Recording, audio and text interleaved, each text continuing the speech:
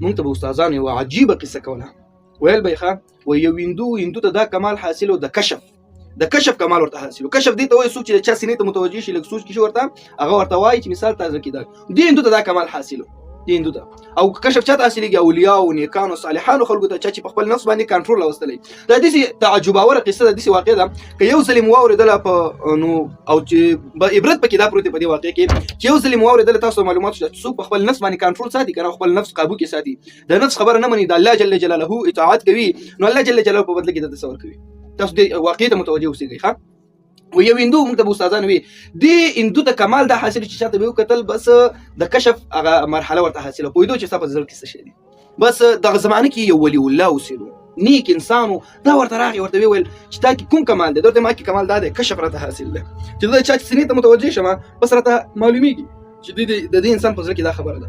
پوه شوې؟ دغه ولی الله ورته مخامخ کېناست، ورته ویل چې داسې کار وکړه زما سینې ته متوجه شه چې زما په زړه کې څه شی دي. دا هندو چې متوجه شو ورته د ولی الله ته وایي چې ستا سینه ټوله پاکه ده، هېڅ شی پکې نشته، ستا سینه داسې ده لکه د شیشې غوندې، خو یو تور ټاکی دی پکې.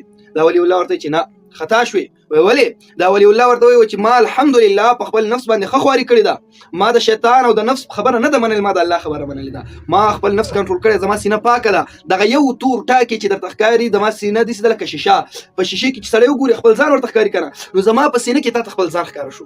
ستا سینه مې هندو ټوله پاکه ده، ستا په سینه کې نور څه مشکل نشته، خو دا یو تور ټاکی چې ستا په سینه کې دی هغه د کفر دی. ستا یعنې کفر هندوی او یو خدای نه مني، ځکه دا تور ټاکی نور دا خو ټول د نفس مخالفت کړی دی. نو په دغه وخت کې دا هندو ته وایي و چې داسې کار وکړه چې ته کلمه ووایه، ته کلمه ووایه دا تور ټاکی به پاک شي. وایي نه کلمه خو نه وایم. دا هندو ورته وایي ولې؟ وایي نه وایم، به زه خپل مذهب نه پرېږدم. وایي چې ته خو وایي د هندو ته دغه ولی الله وایي. اوس د اولیاو په دې خبرو کې څومره کمالي. دا ولی الله د هندو ته وایي و چې ته خو وایي چې ما همیشه د نفس مخالفت کړی، خو نفس درته دغه خبره هم کوي چې ته د اسلام او د دین کلمه مه وایه، خو دا خو درته نفس وایي چې ته مه وایه که نه. د هندو ځان سره سوچ کړی او دا څومره کمالي خبره راته وکړه چې دا خو رښتیا ماته نفس وایي چې ته کلمه مه وایه. بس په هغه ساعت یې ویل چې لا اله الا الله محمد رسول الله. هندو مسلمان شو. کله چې هندو مسلمان شو دا ولی الله ورته بیا وویل چې ته اوس بیا زما سینې ته متوجه شه چې زما په سینې کې څه شی دي. هغه چې دغه ولی الله سینې ته متوجه شو چې ویې کتل سینه یې صافه صفا. دا هندو ورته چې ستا په سینه کې وختي تور ټاکی اوس تور ټاکی نشته.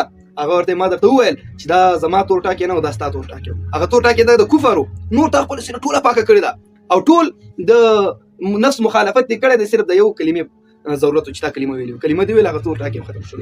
موږ ته به استادانو دا کیسه کله کوله. ویل به یې کله مو چې طالبانو د نفس مخالفت وکړو الله تعالی ورته کمالات نصیب کړي، انتهایی زیات. یو کمال دا دی چې د زړونو ژوندي کېدل به ورته نصیب کړي، کمال او د کشف هغه مرتبه به درته حاصل شي.